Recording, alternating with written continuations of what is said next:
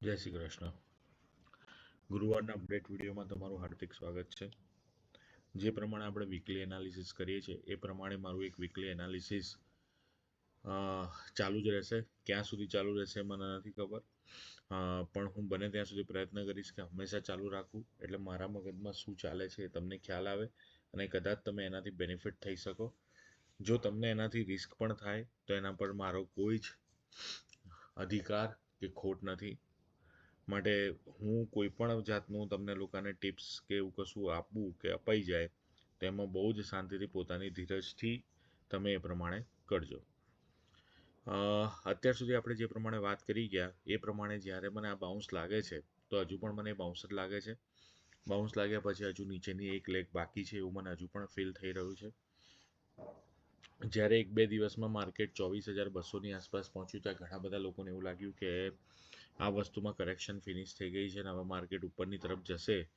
મને હજુ પણ આની અંદર મારો જે વ્યૂ છે કે હજુ માર્કેટ એક નીચેની લેગ બાકી છે જે પૂરી કરવા આવશે, એ હજુ પણ ઇન્ટેક્ટ છે. હવે આપણે હજુ બિયરિશ ફેઝમાં હું નથી કહેતો, હું હંમેશા એવું કહું છું કે આપણે હજુ ટ્રાન્સફોર્મેશન ફેઝમાં છે. તો ટ્રાન્સફોર્મેશન ફેઝમાં કેમ છે એ હું તમને એક ફિબોનાકીથી બતાવું. હું કોઈ ભવિષ્યવેતા નથી કે હું એવું કહી દઉં કે ટ્રાન્સફોર્મેશન ફેઝમાં છે. હું જસ્ટ તમને કેવી રીતના છે એ હું તમને બતાવું છું, કારણ કે હું આ શીખવા માટે બધાને કરી રહ્યો છું એટલે બતાવું છું. Just look at it. મેં નીચેથી સ્ટાર્ટ કર્યું. આ એક વેવ બની છે ઉપરની. એ નીચેથી જ્યારે વેવની કરેક્શનની વાત કરીએ ને તો વેવની કરેક્શન 61.8ની આસપાસ, એટલે સરાઉન્ડિંગ 150 કે 250ની આસપાસથી એ પાછું ગયું છે. હવે ટ્રાન્સફોર્મેશન ફેઝ ક્યાં સુધી હોઈ શકે? ટ્રાન્સફોર્મેશન ફેઝ 78.6 ની કરેક્શન હોય ત્યાં સુધી ટ્રાન્સફોર્મેશન ફેઝ કહી શકાય. એટલે ઓલમોસ્ટ 22,300ની આસપાસથી લઈને 21,219 ત્યાં સુધી ટ્રાન્સફોર્મેશન ફેઝ કહી શકાય. 21,200થી નીચે જાય તો હું એને બિયરિશ ફેઝમાં કન્સિડર કરીશ ફિબોનાકી રિટ્રેસમેન્ટ પ્રમાણે. આખી વેવના સ્ટ્રક્ચરને તોડીને જ્યારે એ નીચેની તરફની જર્ની શરૂ કરે ત્યારે સમજી લેવાનું કે બિયરિશ ફેઝમાં છે. ત્યાં સુધી જ્યારે 50%ની રિટ્રેસમેન્ટને તોડીને up to any puri wave complete ના થાય ત્યાં સુધી મારા માટે ટ્રાન્સફોર્મેશન ફેઝમાં હોય. અને 38%ની રિટ્રેસમેન્ટ 50%ની રિટ્રેસમેન્ટમાં હોય ત્યારે એનું કરેક્શન અને એક્સટેન્સિવ કરેક્શન કહું. જ્યારે 23%ની રિટ્રેસમેન્ટથી જ્યારે પાછું જાય ને તો બહુ ફાસ્ટ છે, બહુ ફાસ્ટ બુલિશમાં છે એવું હું એને કહેતો હોઉં છું. તો જ્યારે એને કરેક્શન કમ્પ્લીટ કરી 24,350ને એક્સટેન્સિવ કરેક્શન કમ્પ્લીટ કરી 23,700થી 800ની વચ્ચે, પછી એને 23,150થી ટ્રાન્સફોર્મેશન ફેઝમાં 23,755ની નીચે આવી ગયો છે. જે ટ્રાન્સફોર્મેશન ફેઝ એને 21,200 સુધી મારા હિસાબે ચાલી શકે, એના નીચે બિયરિશ ફેઝમાં જઈ શકે. પછી એ વીકલીની જે વેવ હોય એ વીકલીની વેવની કરેક્શન, એક્સટેન્સિવ કરેક્શન, ટ્રાન્સફોર્મેશન એના ઉપર આધાર રાખે. હવે જ્યારે કરેક્શન, એક્સટેન્સિવ કરેક્શન અને ટ્રાન્સફોર્મેશન ફેઝ ચાલતો હોય ત્યારે જ્યારે વીકલી ટાઈમ ફ્રેમમાં જાય ને ત્યારે એમાં સમય બહુ જ લાગતો હોય છે. એટલે આપણે અત્યારે એવી પ્રાર્થના કરીએ કે ભાઈ આ ડેલી ટાઈમ ફ્રેમથી પતાવીને જ આગળ જતું રહે એટલે આપણને બહુ માથાકૂટ ના થાય. ચલો, આ તો થઈ જ્ઞાનની વાતો. જ્ઞાનથી પૈસા બનતા નથી. હવે આની અંદર શું કરી શકાય? જ્યારે પણ 61.8%ની આસપાસથી એ પાછો ગયો ત્યારે મેં મારા પોર્ટફોલિયોમાં થોડો વધારો કર્યો, મેં મારું બાઇંગ કર્યું. કારણ કે ચલો માનીને ચાલો કે 22,300 સુધી આવશે કે 21,200 સુધી પણ આવશે, પણ મેં એવા સ્ટોક સિલેક્ટ કર્યા છે બાઇંગ માટેના કે જે સ્ટોકમાં એ ટ્રાન્સફોર્મેશન ફેઝની અંદર બહુ વાંધો આવશે નહીં.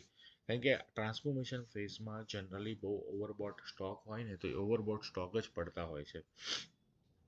જ્યારે ઓલરેડી જેને કરેક્શન ફેઝમાં ચાલતા હોય છે એ સ્ટોક બહુ પડતા નથી. હવે મેં તમને લાસ્ટ ટાઈમ કીધું હતું એ પ્રમાણે કે બાઉન્સ છે એ, અને બાઉન્સ 25,250ની આસપાસ પૂરું થશે એ મેં કયા સ્ટેજ પર કીધેલું એના માટેનું પણ ઉપરથી વેવનું ફિબોનાકી લેવાનું હોય છે. Just look at that. ઉપરથી વેવનું ફિબોનાકી લઈએ તો 25,173 એટલે 61.8% પરથી એ મેક્સિમમ પાછો આવી શકે, અને મેક્સિમમ પાછો આવી શકે તો એની નીચેની વેવ કન્ટિન્યુ રહી શકે છે. અત્યારે તમે જુઓ તો માર્કેટ એ 38%ની રિટ્રેસમેન્ટ પર ફસાયું છે. તમે જોઈ શકો છો 24,465ની આસપાસ એની રિટ્રેસમેન્ટ છે.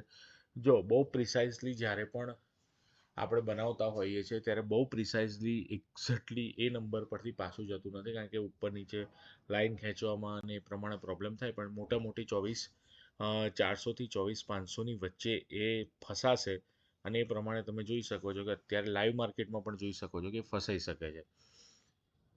આજનું મંથ એન્ડની એક્સપાયરીમાં કંઈ જ કહી શકાય નહીં.